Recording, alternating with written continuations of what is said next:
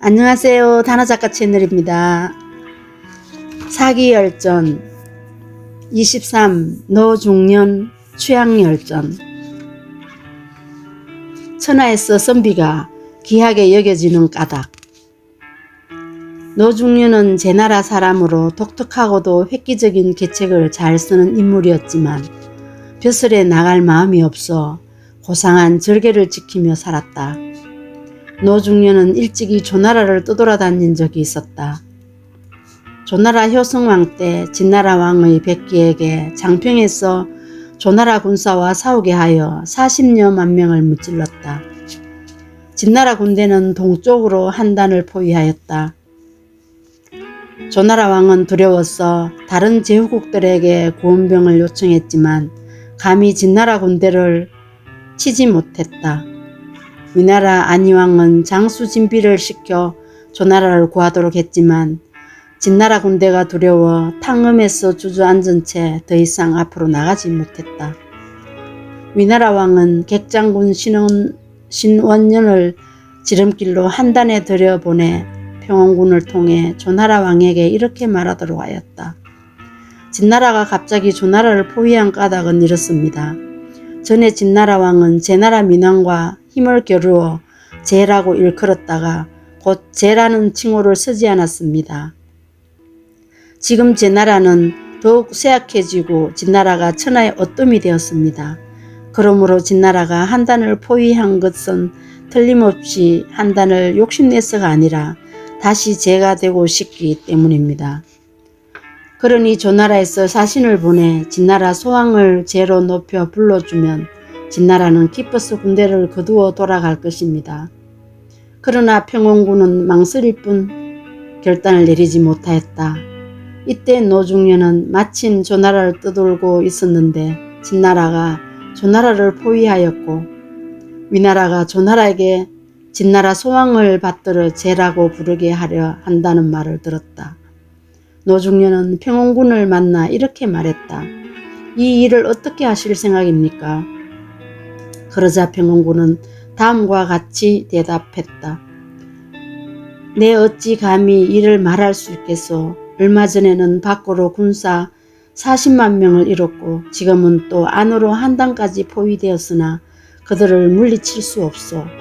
그런데 위나라 왕이 객장군 신원년을 보내왔어 우리 조나라에게 진나라를 높여 제라고 부르라 하오. 그 사람이 지금 이곳에 있는데 내 어찌 이를 함부로 말할 수 있겠소. 노중년이 말했다. 나는 예전에 당신을 천하의 현명한 공자로 생각했습니다. 그러나 나는 오늘부터 당신이 현명한 공자가 아님을 알게 되었습니다. 위나라의 객 신원년은 어디에 있습니까? 내가 당신 대신 그를 꾸짖어 돌려보내겠습니다. 평원군이 말했다. 그럼 내가 그를 선생과 만나도록 주선해 보겠소. 평원군은 드디어 신원년을 찾아가 말하였다. 제나라의 노중년 선생께서 지금 이곳에 와 계십니다. 내가 그분을 사귀도록 장군께 소개하고 싶습니다. 신원년은 이렇게 대답했다. 저는 노중년 선생이 제나라의 지조 있는 선비라고 들었습니다.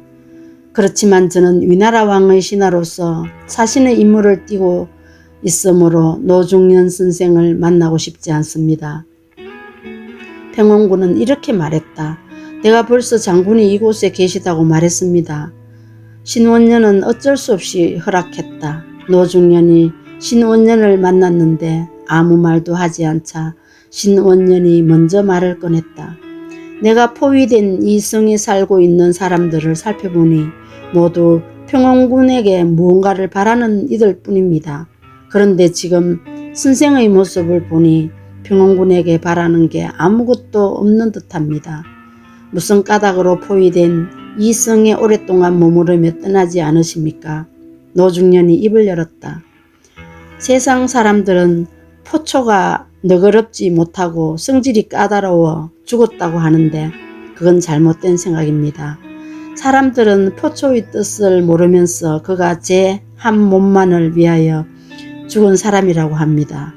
저 진나라는 예의를 내버리고 적의 머리를 많이 벤 것을 가장 큰 공적으로 떠받드는 나라입니다. 그러므로 군사들을 권모술수로 부리고 백성을 노예처럼 다룹니다. 그 같은 진나라 왕이 제멋대로 제가 되어 천하의 잘못된 정치를 편다면 나는 차라리 동해에 빠져 죽지 그의 백성이 되지는 않을 것입니다. 장군을 뵌 까닭은 조나라를 돕도록 하기 위해서입니다. 이 말을 듣고 신원년이 물었다. 선생께서는 앞으로 조나라를 어떻게 도우려 하십니까? 노중련이 대답했다. 나는 위나라와 연나라가 조나라를 돕도록 하겠습니다. 제나라와 초나라는 일찍부터 조나라를 도우려고 했습니다. 신원년이 말했다. 연나라에 대해서는 저도 선생님의 말을 믿지요. 그러나 위나라를 말씀하시는데 제가 바로 위나라 사람입니다. 선생께서는 어떻게 위나라가 조나라를 돕도록 할 수 있습니까? 노중련이 대답했다. 위나라는 진나라가 제나라라고 일컬을 경우 그 해악이 어떠할지 아직 모르고 있을 뿐입니다.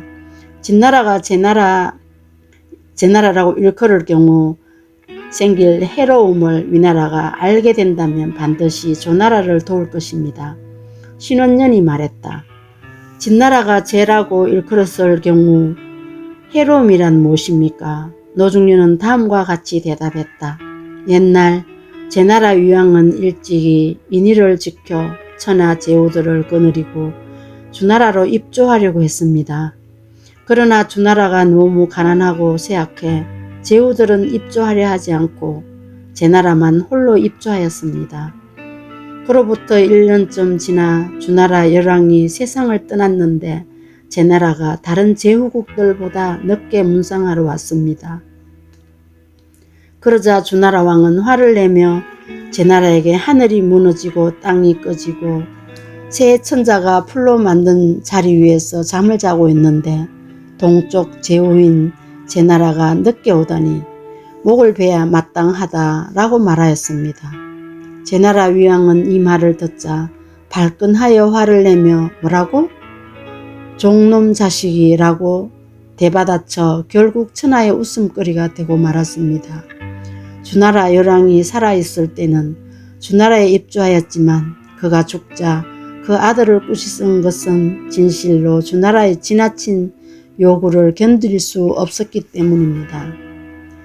그러나 주나라 왕은 천자이니 당연해서 이상하게 생각할 바가 못 됩니다. 경청해 주셔서 감사합니다. 오늘도 운치 있는 하루 보내세요.